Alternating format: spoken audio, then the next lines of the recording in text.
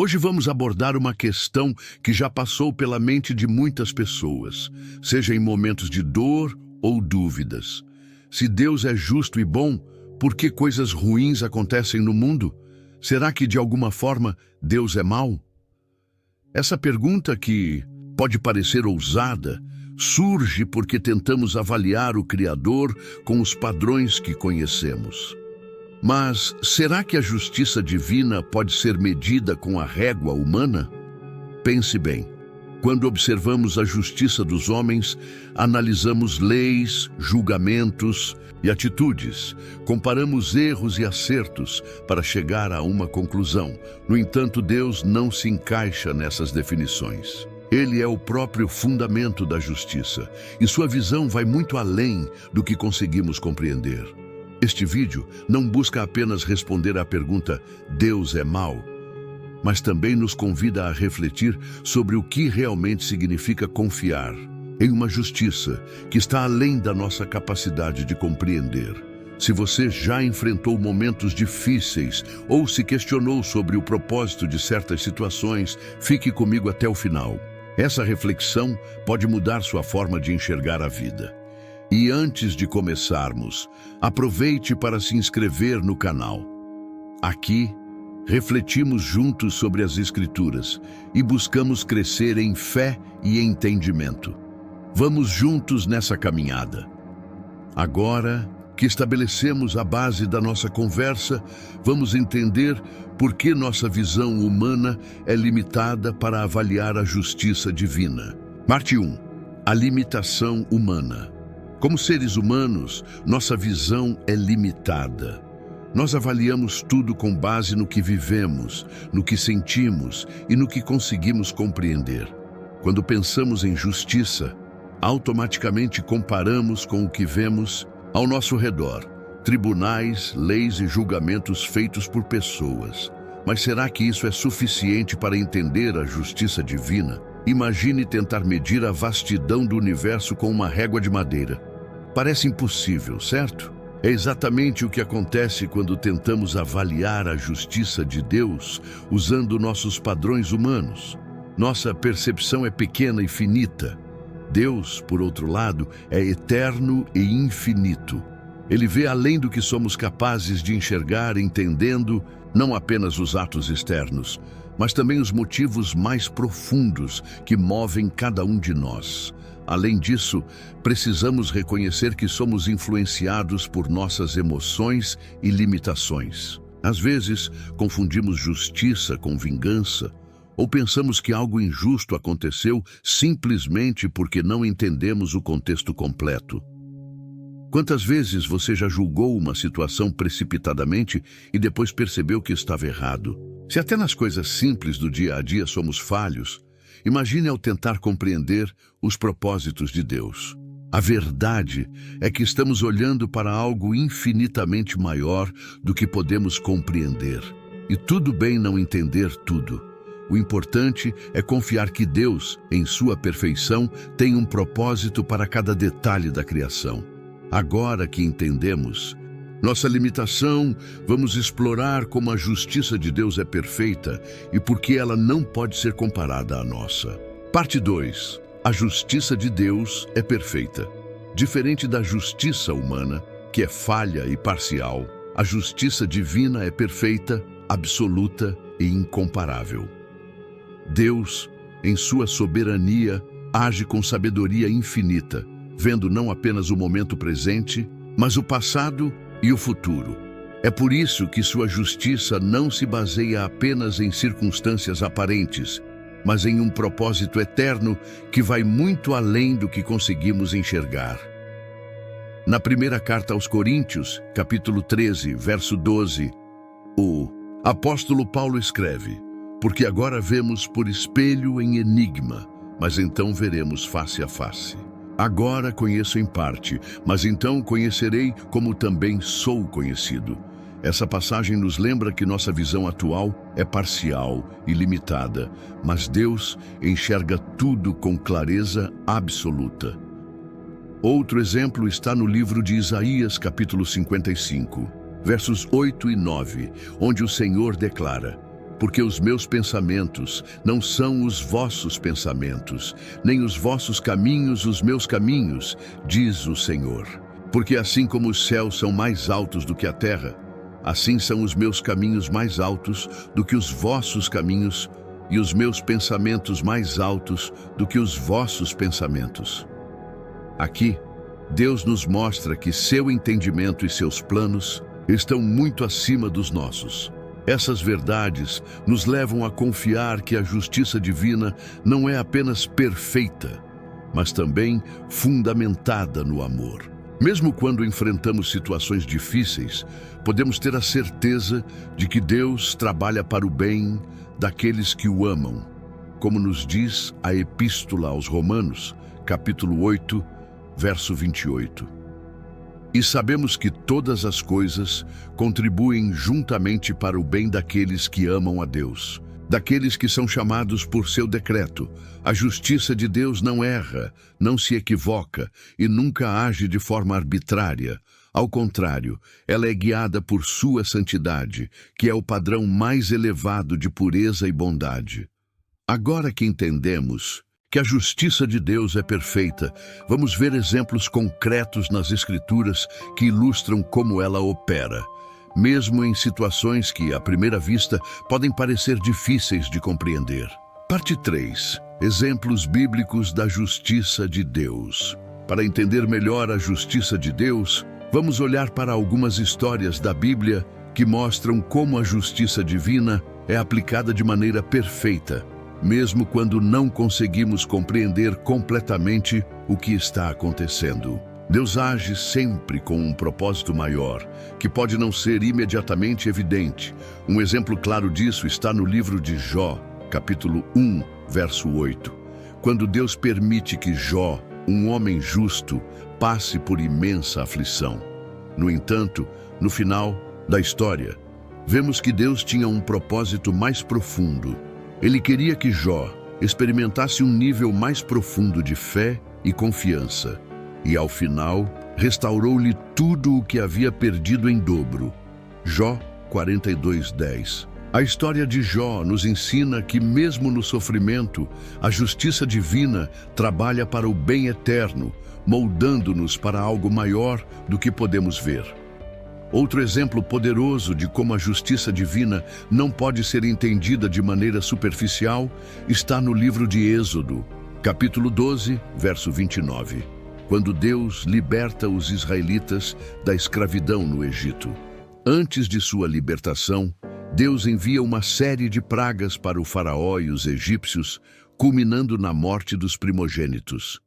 À primeira vista, essa ação pode parecer severa, mas é importante lembrar que Deus havia dado muitas oportunidades ao faraó para que ele liberasse o seu povo, mas ele se recusou repetidamente.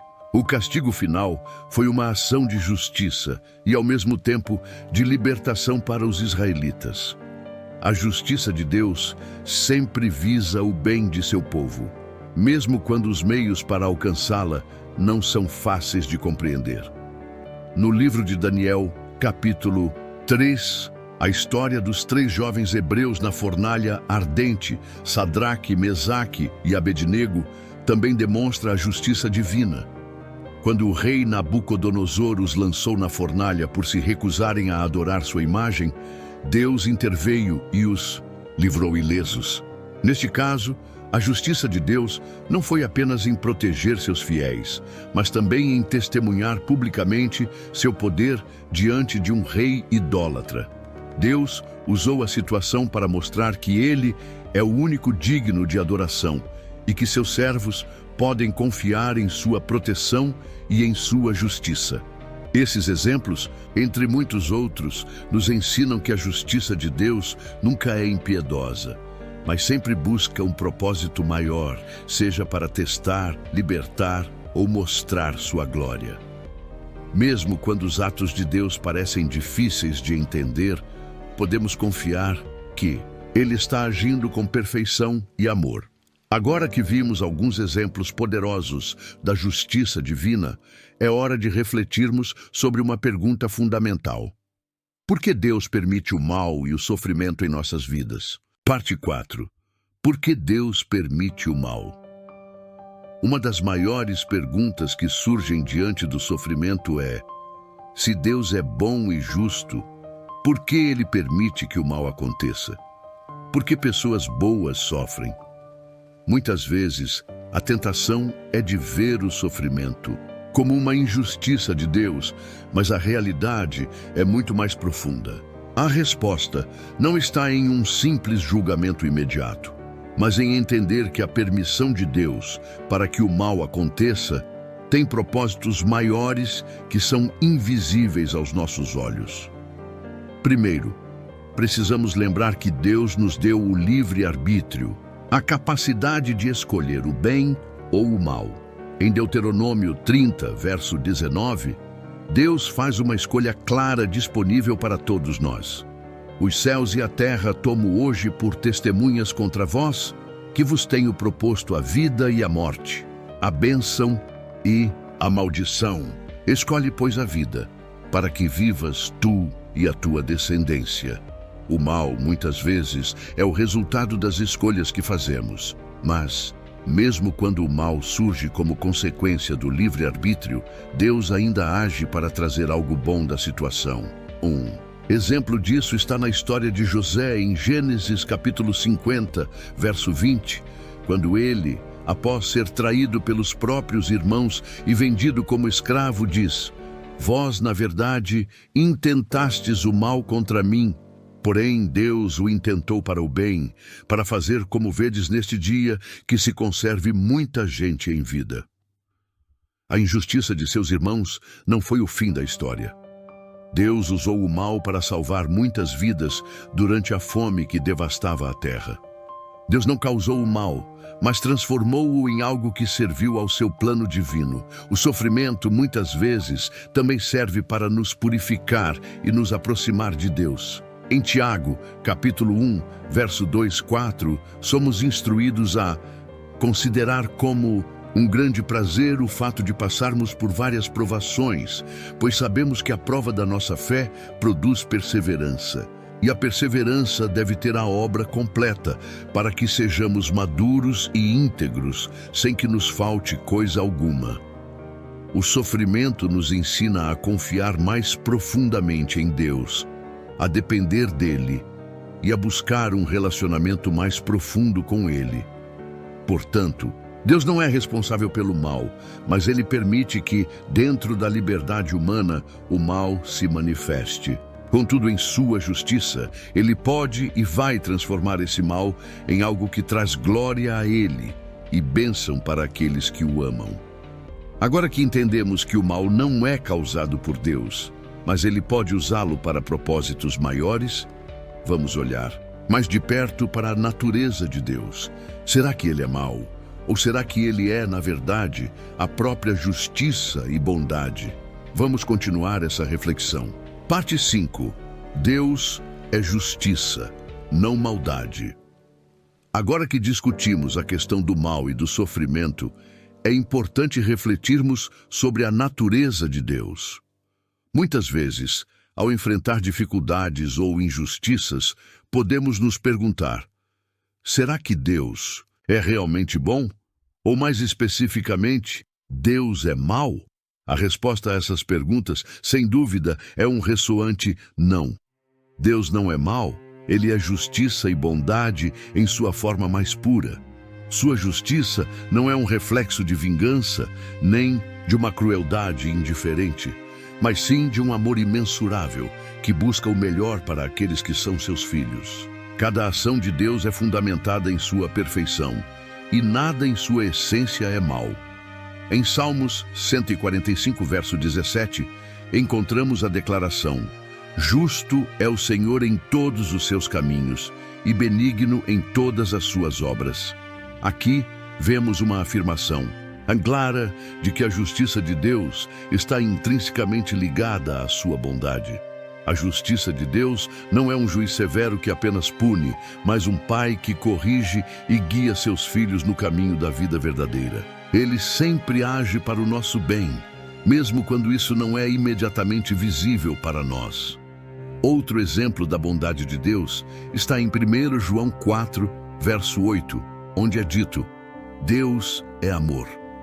O amor de Deus está por trás de toda a sua justiça. Quando Deus permite que enfrentemos dificuldades ou até que o mal ocorra, Ele nunca o faz de forma insensível. Ele age com compaixão e um propósito eterno que está além da nossa compreensão imediata. Deus nos ama de uma maneira que é difícil de entender com nossos olhos humanos, mas Ele sempre age com o melhor interesse de sua criação em mente. Em Romanos 11, verso 33, Paulo expressa um cântico de louvor à sabedoria e aos juízos de Deus. Ó profundidade da riqueza, tanto da sabedoria como do conhecimento de Deus. Quão insondáveis são os seus juízos e inescrutáveis os seus caminhos. Isso nos ensina que a justiça de Deus vai muito além da nossa capacidade de julgar. O que parece incompreensível para nós é perfeito em seus olhos, pois Ele é sábio e justo em tudo o que faz. Portanto, é crucial que entendamos: Deus não é mau, Ele é justiça, Ele é bondade e Ele é amor. Mesmo em tempos de dor, podemos confiar em sua natureza perfeita e justa, sabendo que Ele nunca nos abandonará e que todas as suas ações visam o nosso bem e sua glória. Agora que temos clareza de que Deus é justiça e não maldade, vamos refletir sobre como podemos responder a essa justiça em nossas próprias vidas. Como devemos viver, sabendo que servimos a um Deus justo e bom? Parte 6. Como responder à justiça de Deus em nossas vidas? Agora que entendemos que Deus é perfeitamente justo e bom e que sua justiça transcende qualquer entendimento humano, é hora de refletir sobre como podemos responder a isso em nossas vidas diárias. Se Deus é justo e age sempre com um propósito de amor, como devemos viver diante dessa verdade? A primeira resposta, e a mais fundamental, é confiar. Confiar em Deus significa acreditar que mesmo quando não entendemos o que está acontecendo ao nosso redor, Ele sabe o que é melhor. Como diz em Provérbios 3, versos 5 e 6. Confia no Senhor de todo o teu coração e não te estribes no teu próprio entendimento. Reconhece-o em todos os teus caminhos e Ele endireitará as tuas veredas. Isso não significa que não teremos dúvidas, mas que podemos descansar em sua sabedoria perfeita, sabendo que Ele nos guia. A segunda resposta é buscar viver segundo os princípios de justiça que Deus nos ensinou. Se Deus é justo, nós também somos chamados a refletir sua justiça em nossas ações diárias. Em Miqueias 6, verso 8, o profeta nos lembra: Ele te declarou, ó homem, o que é bom e o que o Senhor pede de ti, que pratiques a justiça, ames a misericórdia e ande humildemente com o teu Deus. Não se trata de uma justiça punitiva, mas de uma justiça que ama, que busca restaurar e que age com misericórdia. Além disso, como seguidores de Cristo, somos chamados a estender a graça que recebemos a outros. Em Mateus 5, verso 7, Jesus diz: Bem-aventurados os misericordiosos, porque eles alcançarão misericórdia. A misericórdia é um reflexo do amor de Deus. E quando praticamos a misericórdia, estamos refletindo a justiça de Deus, que é fundamentada no perdão e na restauração. Por último, devemos viver com uma perspectiva eterna. Muitas vezes, ao enfrentarmos dificuldades ou injustiças, podemos ser tentados a pensar que tudo depende do que vemos agora. Mas, em 2 Coríntios 4, versos 17 e 18, Paulo nos lembra: porque a nossa leve e momentânea tribulação produz para nós um peso eterno de glória muito excelente, não atentando nós nas coisas que se veem, mas nas que se não veem. Porque as que se veem são temporais, mas as que se não veem são eternas. Quando entendemos que nossa vida é apenas uma parte de um plano eterno de Deus, podemos viver com mais esperança e confiança, sabendo que no final a justiça divina prevalecerá. Assim, nossa resposta à justiça de Deus deve ser de confiança, ação justa, misericórdia e uma esperança firme no seu plano eterno. Vivendo dessa maneira, podemos ser luz no mundo, ajudando as pessoas e buscando, acima de tudo, o reino celestial. Agora que sabemos como devemos viver diante da justiça de Deus, vamos refletir sobre a importância de buscar a ajuda divina em nossas próprias limitações. Como podemos, na prática, depender de Deus para sermos mais justos e misericordiosos em nosso dia a dia? Parte 7. Dependendo de Deus para viver sua justiça. Agora que entendemos como responder à justiça de Deus com confiança, ação justa, misericórdia e esperança, a próxima questão é: como podemos realmente viver isso em nosso dia a dia? A resposta está em nossa dependência contínua de Deus. Não somos capazes de viver a verdadeira justiça por nossa própria força. Precisamos da ajuda divina para refletir a natureza justa e misericordiosa de Deus em nossas vidas. Em João 15, verso 5, Jesus nos ensina: Eu sou a videira, vós sois os ramos. Quem permanece em mim e eu nele, esse dá muito fruto, porque sem mim nada podeis fazer. Sem a presença e a direção de Deus em nossas vidas, nossa tentativa de viver justiça será limitada e imperfeita. Assim como um ramo não pode produzir frutos sem estar ligado à videira, nós não podemos viver a justiça de Deus sem estar profundamente conectados a Ele. Isso significa que precisamos buscar constantemente a presença de Deus em oração, meditação na palavra e na prática da comunhão com outros crentes. Em Salmo 119, verso 105, o salmista declara: A tua palavra é lâmpada para os meus pés e luz para o meu caminho. A palavra de Deus ilumina nossa jornada e nos guia a viver de maneira justa, cheia de misericórdia e amor. Além disso, Deus nos dá o Espírito Santo para nos capacitar a viver de acordo com a sua vontade. Em Gálatas 5, versos 22 e 23, Paulo fala dos frutos do Espírito, que são características que nos ajudam a viver de acordo com a justiça divina. Mas o fruto do Espírito é amor, alegria, paz, longanimidade, benignidade, bondade, fé, mansidão, temperança. Contra estas coisas não há lei. Quando permitimos que o Espírito Santo atue em nós, ele transforma nosso caráter e nos capacita a agir com a justiça de Deus em todas as situações. E, em momentos de fraqueza, onde falhamos ou somos tentados a agir de maneira injusta, podemos pedir perdão a Deus e confiar que Ele nos dará a força para recomeçar. Em 1 João 1, verso 9, somos lembrados: se confessarmos os nossos pecados, Ele é fiel e justo para nos perdoar os pecados e nos purificar de toda injustiça. Não precisamos carregar o peso da culpa, pois a misericórdia de Deus nos limpa e nos dá nova chance a cada dia. A justiça de Deus não é algo que podemos alcançar por nós mesmos. Ela é um reflexo do seu poder e graça em nossas vidas. Quando dependemos de Deus, buscamos sua orientação e permitimos que Ele nos transforme. Nos tornamos canais da sua justiça e amor para o mundo. Agora que sabemos como depender de Deus para viver sua justiça, vamos refletir sobre a importância de sermos exemplos dessa justiça para os outros. Como podemos, de forma prática, ser luz para aqueles ao nosso redor? Parte 8. Sendo exemplos da justiça de Deus para os outros. Agora que entendemos como depender de Deus para viver sua justiça, o próximo passo é refletir sobre como podemos ser exemplos dessa justiça para os outros.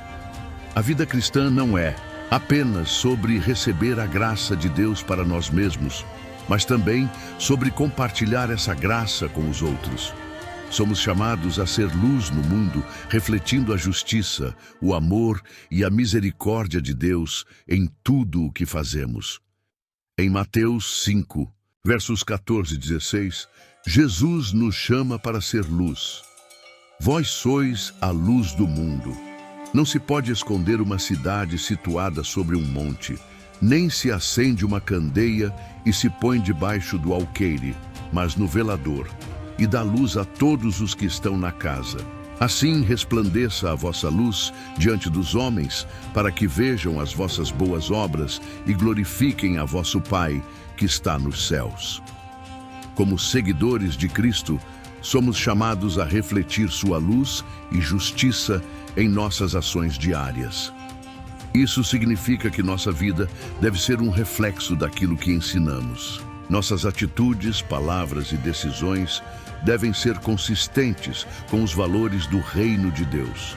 Em Colossenses 3, versos 12 e 14, Paulo nos ensina: revesti-vos, pois, como eleitos de Deus, santos e amados, de entranhada compaixão, bondade, humildade, mansidão, longanimidade, suportando-vos uns aos outros e perdoando-vos uns aos outros, se alguém tiver queixa contra outro. Assim como o Senhor vos perdoou, assim também perdoai vós. Quando vivemos essas virtudes, mostramos a justiça de Deus de maneira prática e tangível para aqueles ao nosso redor. Além disso, devemos agir com justiça em nossas interações cotidianas. Quando vemos alguém sendo tratado de forma injusta, devemos ser os primeiros a interceder e agir em defesa dos oprimidos. Como diz em Provérbios 31, versos 8 e 9. Fala em favor dos que não podem falar, em favor dos direitos de todos, os desamparados. Fala, julga retamente e faz justiça aos pobres e aos necessitados. Deus nos chama a ser defensores da justiça, especialmente para aqueles que não têm voz ou poder para lutar por si mesmos. Nossos atos de bondade e justiça podem não ser sempre reconhecidos por todos, mas a Bíblia nos ensina que Deus vê tudo. Em Hebreus 6, verso 10 é dito: porque Deus não é injusto para se esquecer do vosso trabalho e do amor que mostraste ao seu nome, tendo servido aos santos e servindo-os ainda. Quando agimos com justiça, mesmo quando os outros não estão olhando, Deus honra e recompensa nossas ações. Portanto, viver a justiça de Deus não é apenas uma questão de acreditar nela, mas de praticá-la em nossas vidas diárias. Ao agir com bondade, compaixão e defesa dos oprimidos, podemos ser exemplos vivos da justiça e do amor de Deus para o mundo. Agora que sabemos como ser exemplos da justiça de Deus, vamos concluir nossa reflexão sobre como essa justiça nos chama a buscar sempre o reino celestial. Como podemos de fato viver em plenitude, focando em algo eterno e não nas preocupações temporais deste mundo. Parte 9. Buscando o reino celestial. Chegamos ao final dessa jornada de reflexão sobre a justiça de Deus. E agora precisamos focar no propósito maior de nossas vidas: buscar o reino celestial. A justiça de Deus nos aponta para algo eterno, algo que vai além das dificuldades temporais deste mundo. Nosso objetivo final não é apenas viver de acordo com os princípios da justiça de Deus aqui na terra, mas também buscar o reino de Deus, que é perfeito, eterno e imutável. Em Mateus 6, verso 33, Jesus nos ensina: mas buscai primeiro o reino de Deus e a sua justiça, e todas estas coisas vos serão acrescentadas. Quando colocamos o reino de Deus em primeiro lugar em nossas vidas, nossas preocupações com as coisas deste mundo se tornam menores, pois sabemos que Deus cuidará de nossas necessidades. A verdadeira justiça, que é a vontade perfeita de Deus, nos orienta a viver com um olhar voltado para o eterno. O reino celestial não é um lugar distante, mas uma realidade que começa agora, dentro de nós, e se manifesta em nossas ações. Em Lucas 17, verso 21, Jesus diz: nem dirão, ei-lo aqui, ou ei-lo ali, porque o reino de Deus está dentro de vós. O reino de Deus começa no coração do crente, quando aceitamos sua justiça e vivemos segundo seus princípios. A busca por esse reino não é apenas uma questão de esperar por algo no futuro, mas de viver já aqui, com as atitudes e comportamentos que refletem esse reino de paz, amor e justiça. No entanto, é importante lembrar que ao buscar o reino de Deus, nossa vida deve ser voltada para a eternidade e não para as coisas temporais deste mundo. Em Colossenses 3, versos 1-2, Paulo nos instrui: se, pois, fostes ressuscitados com Cristo, buscai as coisas que são de cima, onde Cristo está, assentado à destra de Deus. Pensei nas coisas que são de cima, e não nas que são da terra. Quando nossa mente e coração estão voltados para o que é eterno, nossas ações refletem a justiça de Deus de forma mais plena, e nossa vida se torna um testemunho vivo do reino celestial. Buscar o reino de Deus é também buscar viver em comunhão com Ele, entregando nossas preocupações, dores e desafios a Ele, sabendo que Ele tem um plano maior para nossas vidas. Em Filipenses 3, verso 20, Paulo nos lembra: a nossa cidadania, porém, está nos céus, de onde também aguardamos o Salvador, o Senhor Jesus Cristo. A busca pelo reino celestial nos dá a perspectiva de que, embora enfrentemos dificuldades e injustiças no mundo, nossa verdadeira pátria é o céu, e lá estará a nossa recompensa eterna. Portanto, ao vivermos a justiça de Deus, devemos sempre ter em mente que tudo o que fazemos aqui é um reflexo da nossa busca constante pelo reino celestial. Nossa motivação não deve ser apenas o que vemos ao nosso redor, mas a esperança e a certeza de que, ao buscarmos a justiça de Deus, estamos investindo em algo eterno, que jamais se corromperá. Que possamos cada dia viver com os olhos fixos no reino de Deus, refletindo sua justiça, misericórdia e amor em tudo o que fazemos, até que o venhamos a ver em sua plenitude. Agora que entendemos a justiça de Deus, como podemos viver isso e como buscar seu reino, lembre-se, a verdadeira justiça de Deus não é uma questão de justiça humana, mas de amor eterno, misericórdia e sabedoria. Que possamos viver com o propósito de ser luz neste mundo e buscar, acima de tudo, o reino celestial, onde experimentaremos a perfeita justiça de Deus em sua plenitude. Se você foi tocado por essa mensagem e deseja continuar aprendendo sobre a palavra de Deus e a sua justiça, inscreva-se no canal e ative as notificações. Não perca as próximas reflexões que podem transformar a sua vida. Que Deus abençoe sua jornada.